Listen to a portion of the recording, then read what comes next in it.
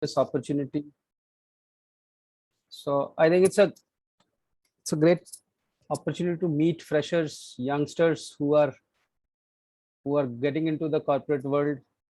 And I remember my days when we were kind of freshers. We moved transitioned from academic to execution in that sense. Lot of questions, a lot of queries in our mind when we had entered.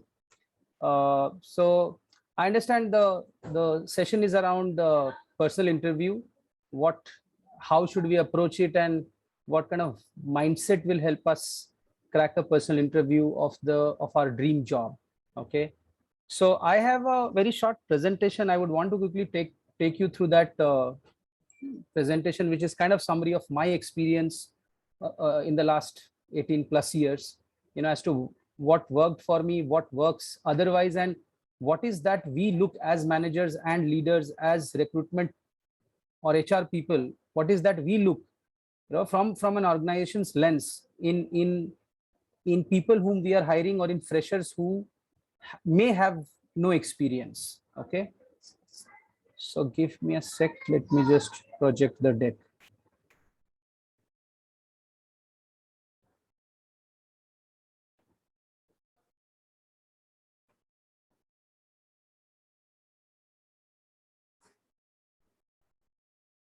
Vidhi, maybe you need to give me access to share a file, right? Yes, yes. So the access is already given. Okay. Yeah, it's here.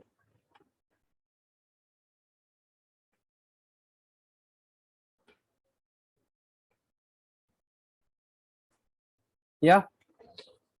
So that's the gist of today's discussion. How do we crack personal interview? This is in short what I personally believe is critical and important. Okay. Let us understand that interview is just the starting point, and it's not the first and the last interview that each one of you would be giving in future. You will face multiple interviews going forward as well. Okay. And therefore my focus would be more on career building in the start than straight away getting into how to crack interview. Okay. Now remember, career building is like marathon. It's not a sprint.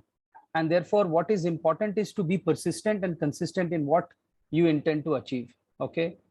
It is very important that you choose your start wisely, because many a times people get into a particular profession or a particular category or industry for some strange reasons, and then it becomes very difficult for people to pivot out from that.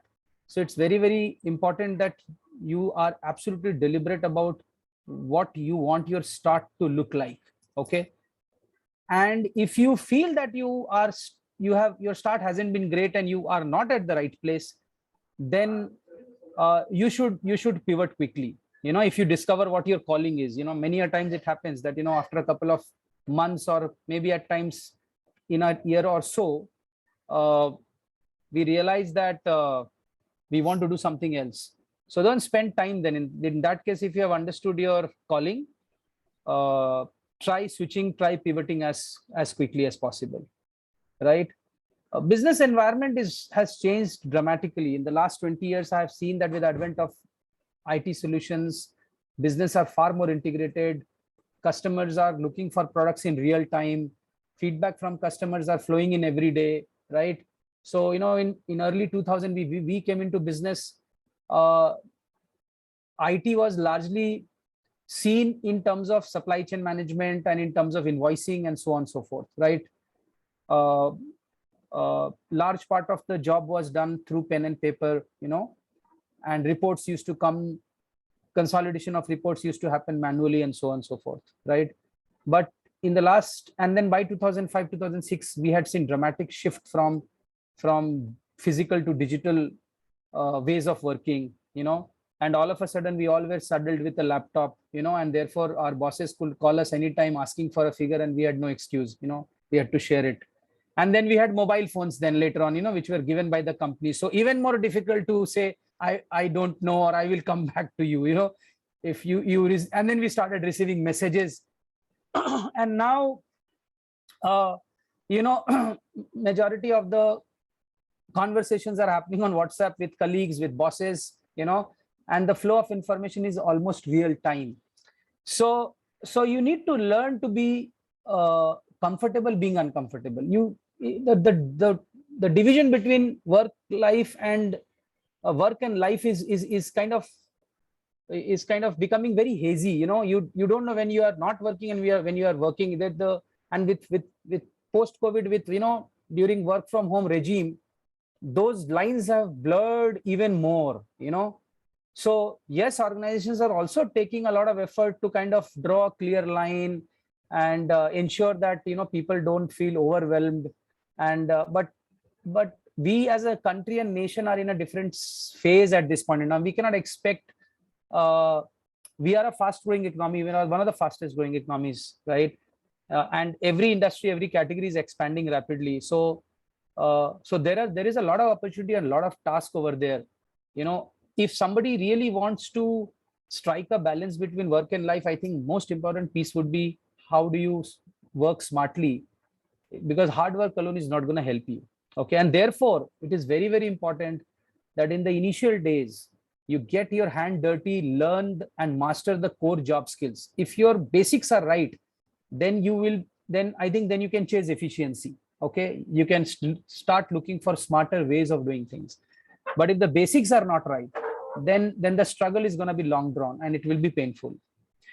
uh, any great company for that matter, you know, succeeds because of teamwork. You know, there is no individual performance. It's not a sports. It's like a, it's like a sport like soccer or a basketball or a cricket, right?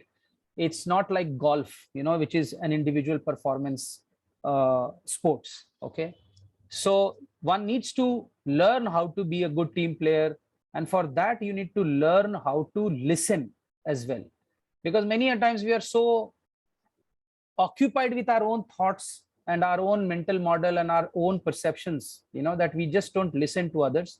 I think early days it is very, very important that you kind of you are engaging all your senses to absorb and learn as much as possible from your surrounding, from your seniors, right?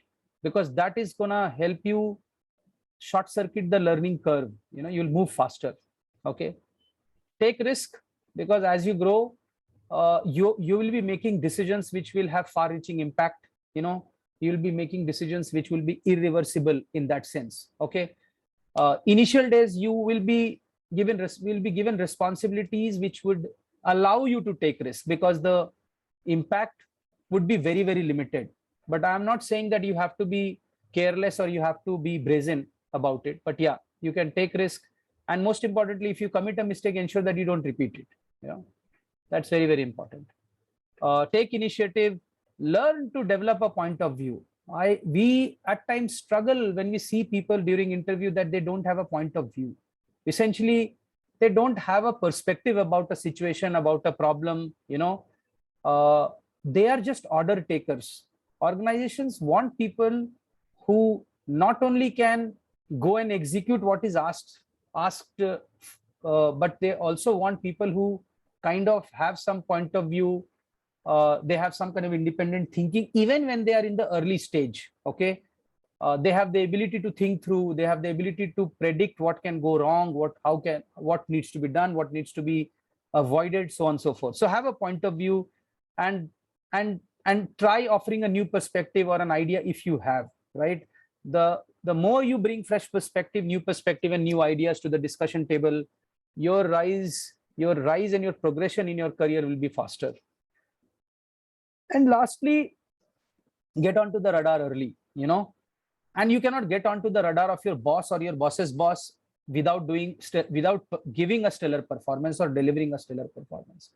So that is very, very important, because those who perform automatically come onto the radar and their career progresses at a much faster rate, right? While this is all what we can control, always remember that all careers, all successful careers, no matter how scripted and how shaped they look, you know, there is always an element of pure chance and luck, right? But luck also favors those who are prepared. You know, luck doesn't favor people who are not prepared. So that's equally important for everyone. Okay. Uh,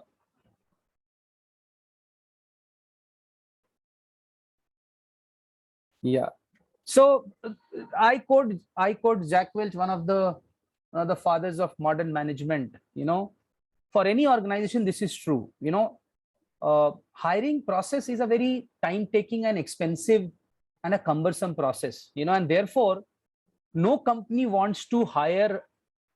Though no company wants the process to go awry. No company wants to take too much risk. Everybody is interested in getting the right people for the right job. Because that's more important than developing a strategy. I may have a great strategy, but the challenge is if I don't have right people to execute the strategy well or as intended, it does not help anyone. Okay. So remember that as a hiring manager or as an HR partner of any organization, I would be more interested in looking at the fit of this person with the role that I have to offer, because role is a constant, candidate is not a constant, right? I will choose the one who fits the role best. I'm not going to change or modify the role for the candidate, and therefore I'm looking for somebody who fits in the role, okay, with his knowledge, attitude, and skill, okay. So when you're planning for an interview, always remember that the most important uh, behavioral trait that impacts the outcome of any project, is the mindset, right? uh, to a great extent, and this is my personal experience as well, that to a great extent the most important story is not what we are telling to others or what others are telling to us. The most important story is the story that we tell to ourselves. Okay. If we tell ourselves a positive and an empowering story, okay, I'm not guaranteeing that it will turn into a reality, but if you're giving yourself a negative story, right, there is pretty high chance that, the negative story is going to impact you, okay, in an adverse way. So be very careful of what is the story that you are telling to yourself, as you embark on this new journey of uh, being a employee, for an organization, right? And this is one important insight that will help you always, whether it's an interview, whether it's a project. What is the story that you are telling to yourself? Are you giving yourself a negative story? Are you giving yourself a story which is discouraging? Or are you giving yourself a story which is positive, motivating, and something which boosts your confidence, right, and allows you to kind of face the adversity that otherwise that is inevitable in that sense. So mindset, if you see, fundamentally as hiring managers, we basically categorize people into two mindset, whether the person has a fixed mindset or a growth mindset. Okay. Now, how do you identify fixed mindset versus growth mindset? A fixed mindset is one who learns from the mistakes and moves forward. Okay. He takes ownership of the mistake. He doesn't blame somebody else for whatever mistake has happened. Okay. He doesn't allow any failure that he has faced to be his limitation. He knows and he demonstrates how he has been able to overcome that limitation. Okay. Right. Whereas a fixed mindset is one where you make your failures your limitations, and you are a negative person. You are looking for excuses, and you are not taking, most importantly, you are not taking ownership of the outcome. Only when you take ownership of an outcome, which even if it is negative, only then you can learn from it and you can progress, because mistakes are inevitable. Nobody can say that I have not committed any mistake. If somebody is saying that, then you can understand that he has not taken any chances, any risk in life. Okay. So mistakes will happen. The big question that we always ask is, does this person has the ability to learn from the mistake, take ownership and move forward? Okay. Right. Is he willing to take challenges? Okay. Or versus he is playing too safe. He does not want to take challenges because he is fearful of failure, and therefore he is not an asset for the organization. Because we want people who are positive, energetic, confident, who are willing to take challenges, right, who are willing to raise their hand when everybody stays silent, those are the hallmark of good employee. You know, those are the people who also see faster career progression within the organization, right? Those who are open to feedback, right?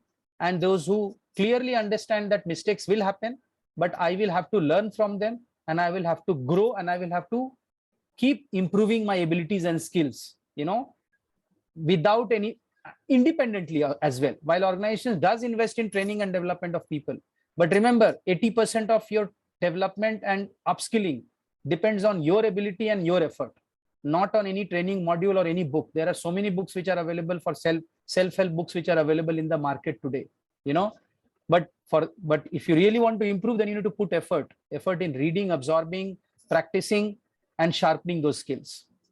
So this is very important, that we look for growth, people with growth mindset. We don't look people, we are not interested in hiring people who have fixed mindset. Okay. This is the sum and substance of what I believe as a manager, or this is what I believe that we as an organization look for in our in any candidate for that matter, right? Be it a fresher or be it otherwise be it an experienced person. So these are the capability factors, you know, which we look for. At the bottom most, that's the bedrock, that's the building block, the bedrock of this capability matrix. Passion and initiative is what we look for first, because these are very inherent traits. You know, you are either passionate or you are not. Very simple. You know, you are the one who would take initiative or you are not. So it's largely a very inherent trait, and you cannot grow passionate all of a sudden, and you cannot start taking initiative all of a sudden. These are largely behavioral traits, and we look for them.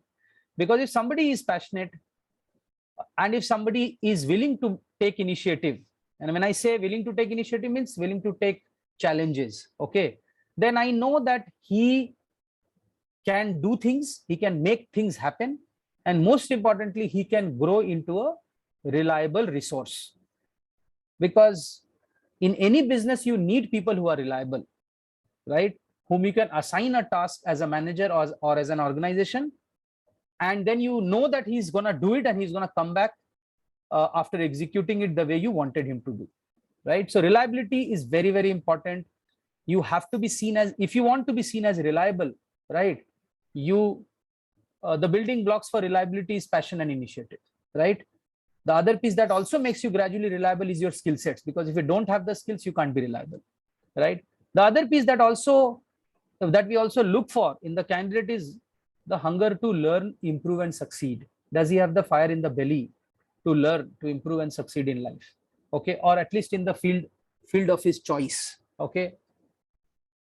Then comes the middle layer, which is about functional capability, you know, which is about core competence, you know, problem solving ability, conceptual clarity, which is more theoretical, if not practical in nature. Because if you are looking for somebody who has some experience, then obviously the conversation would be more about how did you deploy those concepts, how have you used those concepts to solve specific problems. But if it's a fresher, I would be more interested in knowing his ability to solve certain problems, which can be posed through as a case study or as a situation during the interview, saying that how would you solve this, how would you go about solving this problem. Okay. And while solving the problem, I would always look for how focused he is on the customer or the consumer. Because if in your conversation you don't talk about the consumer, then I would safely assume that you haven't understand the basics of business, that the business is because there is a consumer. The business is not because you are in there, right? So you need to have a very strong customer stroke consumer orientation, and you have to look at the problem through their eyes first, before you can get into creating a solution or offering a solution for the problem.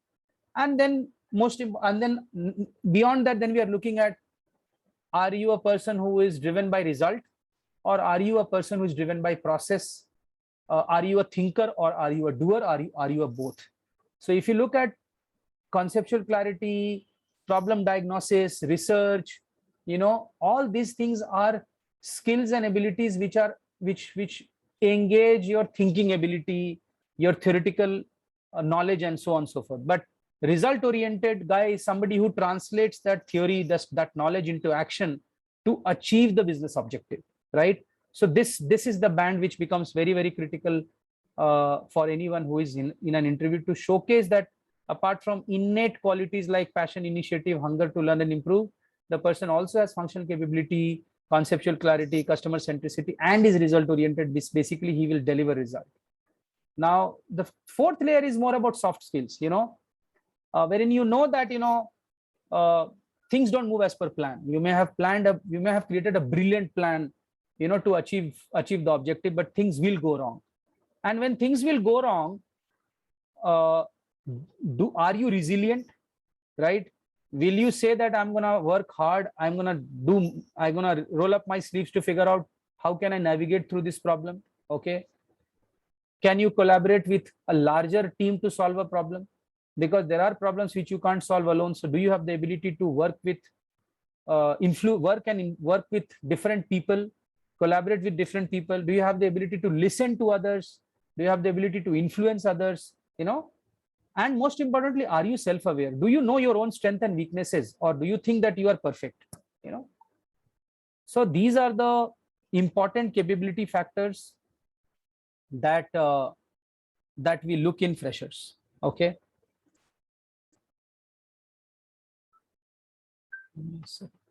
Yeah. Now this is the biggest hurdle for anyone, including freshers or be it experienced guys. Today, 6 to 7 seconds is what one gets in initial screening to create an impression. So if your resume is not sharply defined, not focused, hasn't been crafted well, right? Hasn't been templatized well, you, despite having a compelling argument and great academic record, the resume may not get shortlisted. So focus on 5 things as a fresher in terms of both content and design, which I also call as template. That content and design both have to be appealing. Content alone cannot win the battle, because in 6 to 7 seconds people are only going to read so much. The first impression obviously happens through the template. So keep the template simple but attractive. I'm not saying overdo, because if anybody overdoes it, then what will happen? You'll set the expectation too high, and if the content is not there to support your template and design, then it will fall flat. Okay. So 5 things to focus on: career goals, 2-3 short impressive lines about what you want to do. Most importantly, customize your CV for the role by adding relevant keywords from the job description or for the role that you are appearing. So if you're appearing for imagine if you're appearing for a customer CRM role, then you need to pull out keywords and integrate in your headline. If you're appearing for a financial sector role, you need to figure out what are the keywords for that role which are critical and important, and you should customize your career objective paragraph, or those 2-3 short simple lines. Then talk about your education immediately in chronological order, and also academic achievements, right? Third point is skills. Highlight the technical skills and soft skills which are relevant to the job. If you can customize it, great, because there is no point overloading with skills which are not relevant to the job. Okay. Fourth point is achievement. If there are any specific achievements pertinent to the job, okay, and if there are any key projects which allows you to create talking points, because you also want the interviewer to probe you on certain things. So therefore, write about the projects which are your favorite projects, where you know that you have learned the most, and where you have a very compelling argument, and where you can show and demonstrate how you have deployed your thinking ability, your theoretical knowledge to solve complex problems. Okay. Don't write stuff which are not truthful, because remember, people who are recruiting scan thousands of CVs, and they can smell stuff which are not genuine and which are fake from a mile. So never write stuff which you can't defend. Never write stuff which you can't elaborate and explain properly. Okay. Fifth is interest area. Again, here be honest about your co-curricular activities. We have found many a times that people have written so many things, but when we ask one or two specific questions, they have no answers, and then they start making excuses about, yeah, I had done this 10 years back, I have done this in school and all that stuff, and they're unable to substantiate what they have written, and that becomes because the worst thing that you can do is to write something which is not factual and truthful on your CV, because then the CV gets rejected on one of the most important parameter, which is integrity. Because if integrity is not there in your, if the recruitment guy smells that there is lack of integrity, then he's not going to continue the discussion. You are out of his consideration set. Okay. So here are a couple of tips. These are before you walk into an interview, right? So first is, practice makes perfect. There are no shortcuts. If you believe that tomorrow you have an interview and you will start preparing today for that, sorry, it's not going to work. There is no shortcut. You have to practice your answers. Okay. Consistency wins. Intensity is overrated. You cannot say overnight tayari karunga ho jayega. It's not happen. It's not happen like that. It is the effort that you put in every day, right? About on your CV, on framing your answers, on defining the questions, identifying the questions that you will be asked, and for that, what will be my answer? That deliberate effort, that consistent effort for a long period of time is what will help you. 1 or 2 days of preparation can only help you on certain aspects of interview, but not on the overall aspects of the interview, right? And then what is more important is get a good night's sleep before. Look fresh and well groomed. No point walking into the interview room like a zombie with a sleepy head. It doesn't help. If you don't get proper sleep before the interview or the night preceding the interview, your attention span and your ability to think would be hampered greatly. Okay. Always arrive 15 minutes earlier, because it allows you to acclimatize. It allows your body to acclimatize, with the surrounding, your mind and body with the surrounding and the environment over there, right? So because that also has huge influence on your confidence level. Okay, carry a hard copy always. I understand today everyone carries a laptop, but always carry a hard copy, because the interviewer might ask that, are you carrying a copy of your CV? Okay. Dress formal, not casual. Why? Because formal dress cues sincerity and interest. Okay. So far, as of now, casual dress is not associated in the minds of the hiring manager as something which is sincere and interest and high on intent. So people might say that, how does it matter? But it matters. Okay.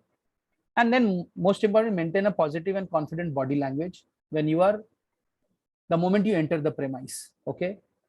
Because your confidence will gradually build up.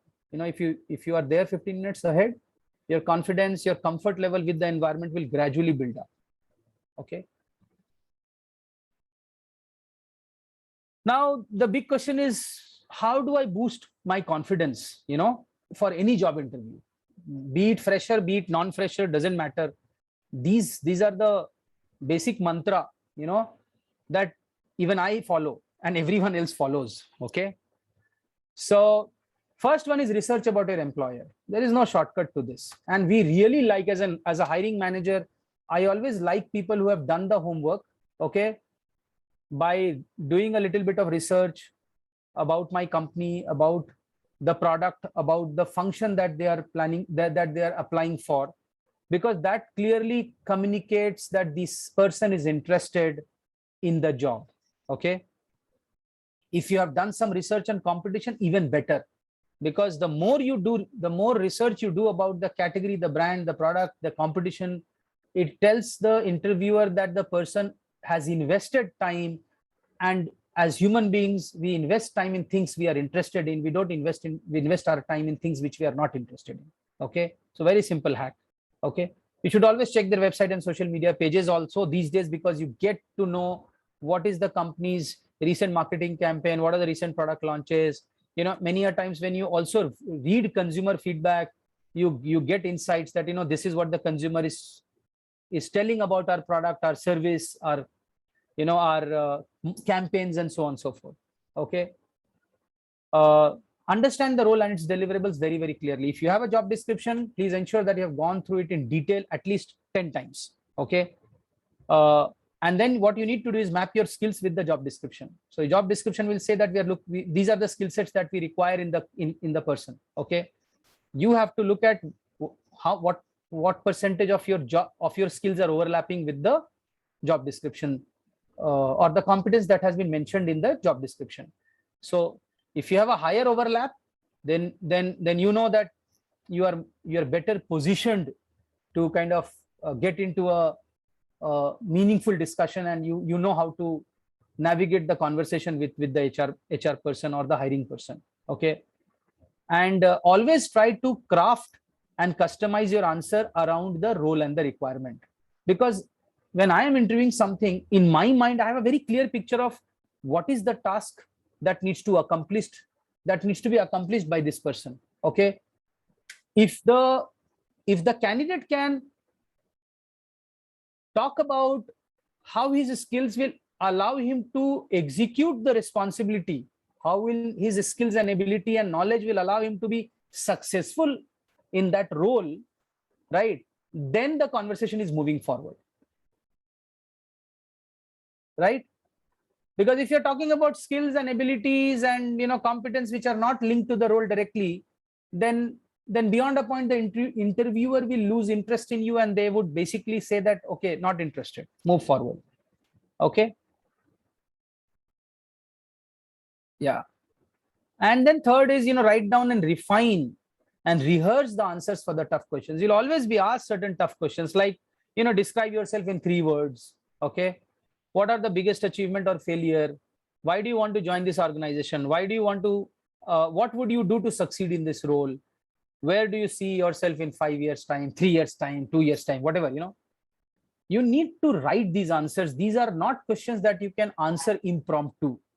Very few people have that capability. Rare, I would say 0.01% people have that ability, presence of mind, God's gift in that sense that they will be able to answer this accurately impromptu.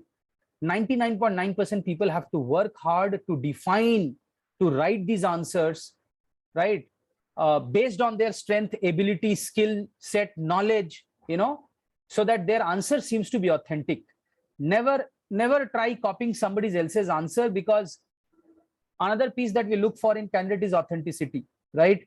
Because in absence of experience, what will I look for? In absence of experience, I will look for passion, intensity. I will look for authenticity, whether this guy is honest or not. Okay. I will look for self-awareness. Okay. And I will look for conceptual clarity stroke theoretical knowledge, that at least whether the theory is clear or not. Because if the theory is flawed, then it doesn't help, right? You're not nobody's going to hire you if the theoretical knowledge is missing or is flawed. Okay.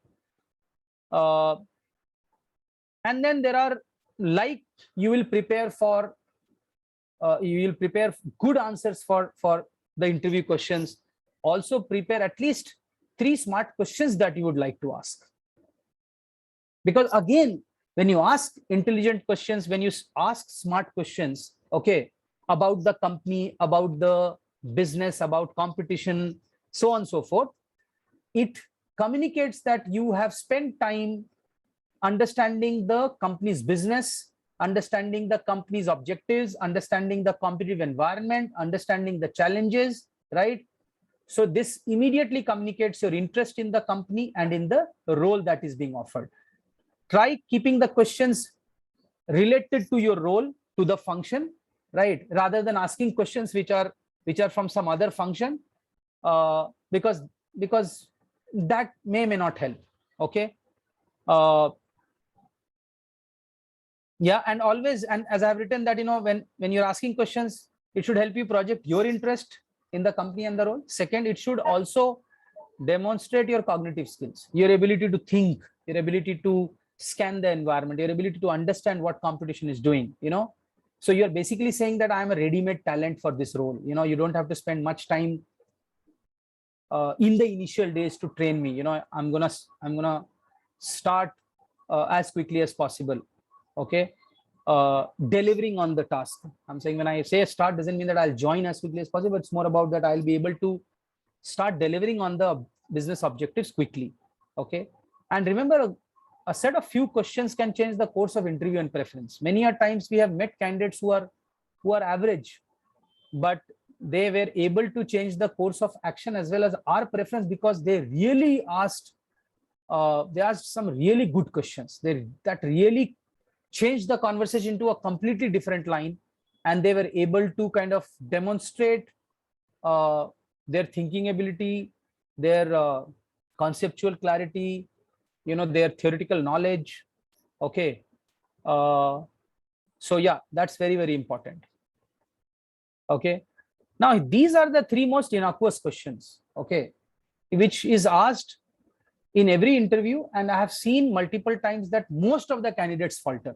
They start blabbering and they start talking about irrelevant stuff, and they lose time. Remember, every interview has a scheduled time.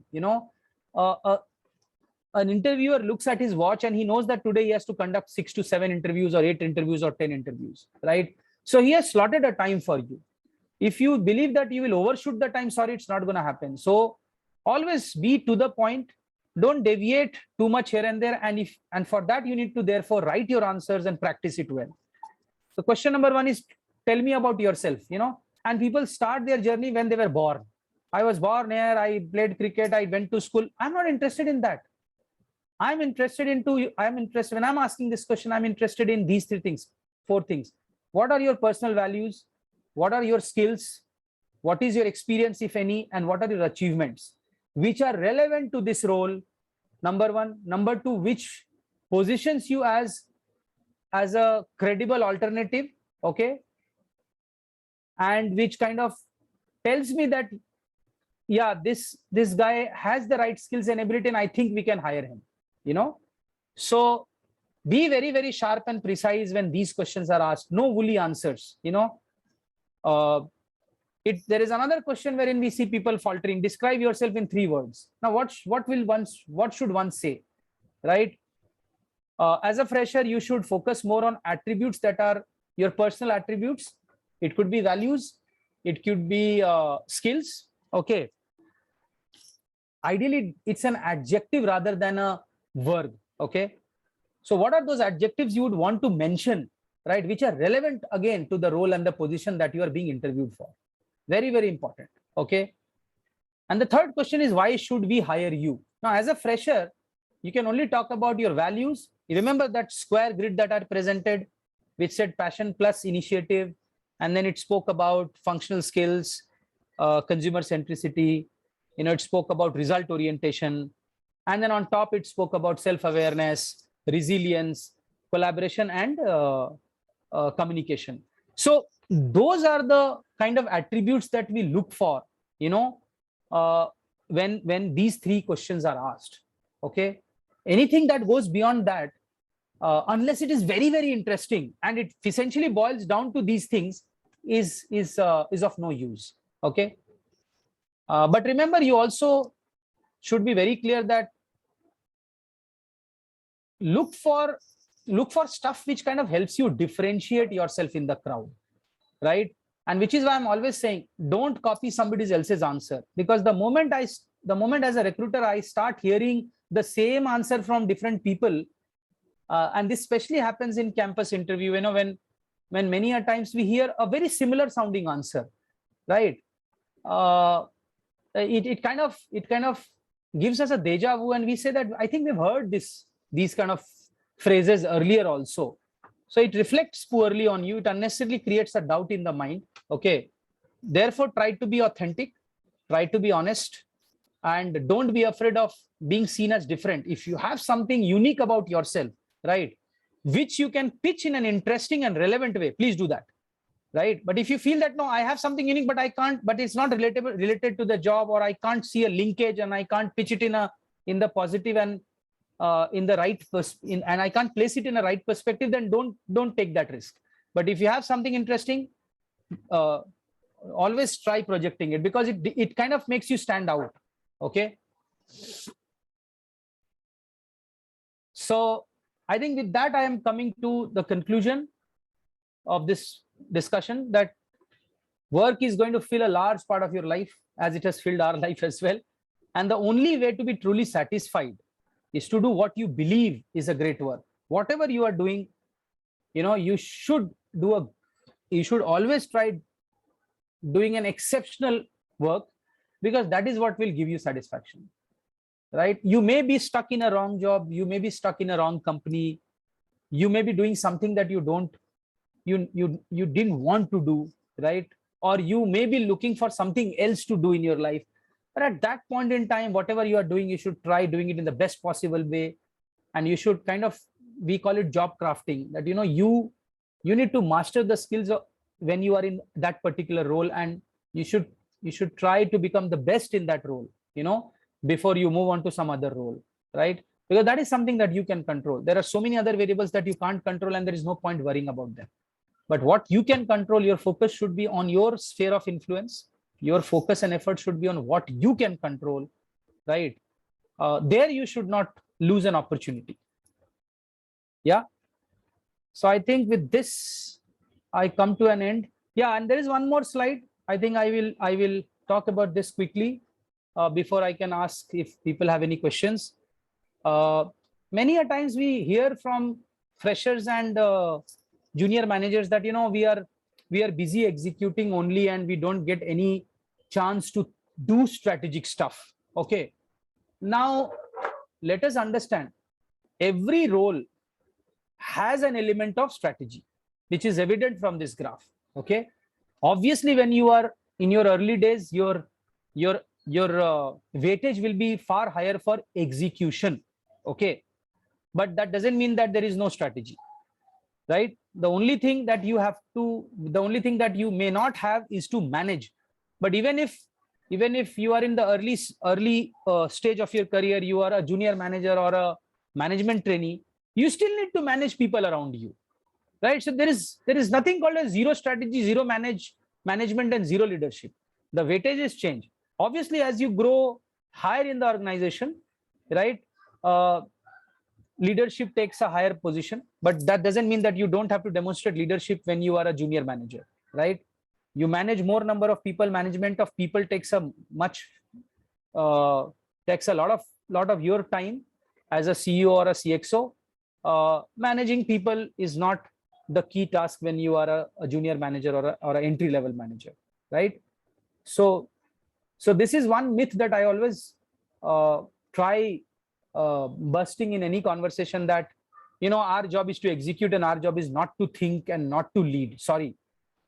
At every position, you have an opportunity to strategize, you have an opportunity to manage people around you, and you have an opportunity to demonstrate leadership. Yeah. So I thanks and best wishes, and I will open the house for questions, discussions.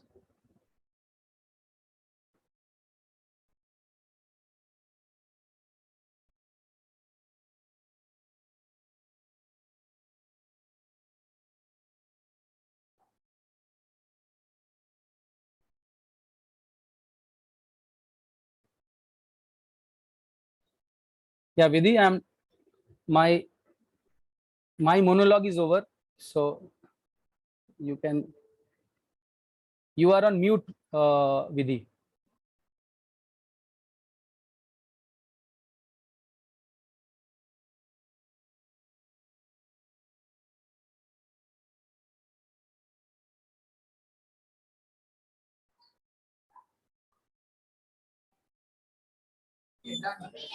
On the behalf of the Placement Cell of HR College, I would formally like to thank Mr. Chandan Kumar for conducting such insightful session and engaging with the students.